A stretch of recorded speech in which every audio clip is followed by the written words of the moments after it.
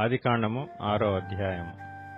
నరులు భూమి మీద విస్తరింపనారంభించిన తరువాత కుమార్తెలు వారికి పుట్టినప్పుడు దేవుని కుమారులు నరుల కుమార్తెలు చక్కని వారిని చూచి వారందరిలో తమకు మనసు వచ్చిన స్త్రీలను వివాహము చేసుకొండ్రి.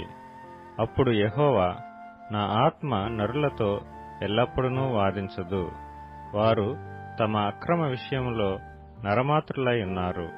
అయినను వారి దినములు 120 ఏండ్లగునెను.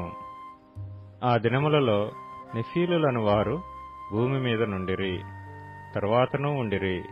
దేవుని కుమారులు నరుల కుమార్తెలతో పోయినప్పుడు వారికి పిల్లలను కనిరి. పూర్వకాలమందు పేరు పొందిన శూరులు వీరే. నరుల చెడుతనము భూమి మీద గొప్పదనియు వారి హృదయం యొక్క తలంపులలోని ఊహ అంతయు ఎల్లప్పుడూ కేవలము చెడ్డదనియు యెహోవా చూచి తాను భూమి మీద నరులను చేసినందుకు యెహోవా సంతాపము నుండి తన హృదయములో నొచ్చుకొనెను. అప్పుడు యెహోవా, నేను సృజించిన నరులను, నరులతో కూడా జంతువులను, పురుగులను, ఆకాశ పక్షాదులను భూమి మీద నుండకుండా తుడిచివేయదును. ఏలయనగా నేను వారిని సృష్టించినందుకు సంతాపము నొంది ఉన్నానెనను. అయితే నోవహు యెహోవా దృష్టియందు కృప పొందినవాడాయను. నోవహు వంశావళి ఇదే. నోవహు నీతిపరుడును తన తరములో నిందారహితుడనై ఉండెను. నోవహు దేవునితో కూడా నడిచినవాడు. షేము, హాము, యాపెతను 3 కుమారులను నోవహు కనెను.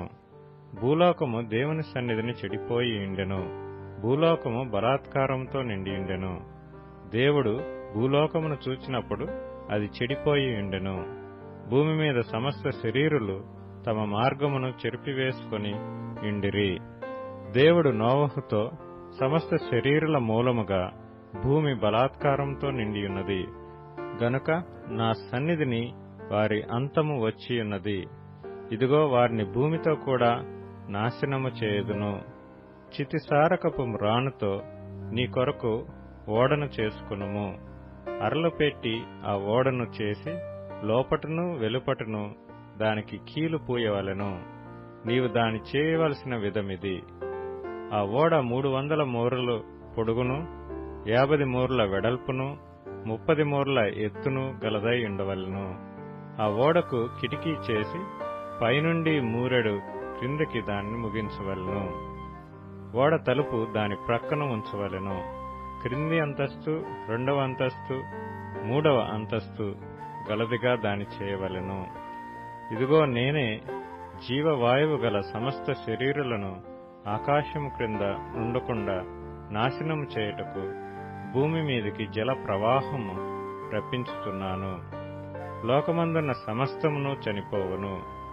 అయితే నీతో నా నిబంధన స్థిరపరచుదును. నీవును నీతో కూడా నీ కుమారులను, నీ భార్యయు, నీ కోడండ్రును ఆ ఓడలో ప్రవేశింపవలెను. మరియు నీతో కూడా వాటిని బ్రతికించి ఉంచుకొనుటకు సమస్త జీవులలో, అనగా సమస్త శరీరుల యొక్క ప్రతి జాతిలోనివి 2 చొప్పున నీవు ఓడలోనికి తేవలెను. వాటిలో మగదియు ఆడుదియు నుండవలెను.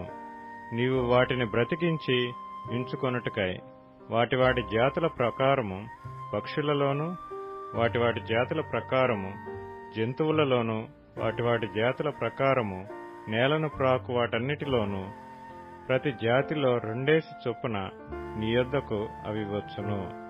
మరియు తినుటకు నానా విధములైన ఆహార పదార్థములను కూర్చుకొని నీ దగ్గర ఉంచుకొనుము. అవి నీకును వాటికి నీ ఆహారమగునని చెప్పెను. నోవహు అట్లు చేసెను. దేవుడు అతనికి ఆజ్ఞాపించిన ప్రకారం యావత్తు చేసెను.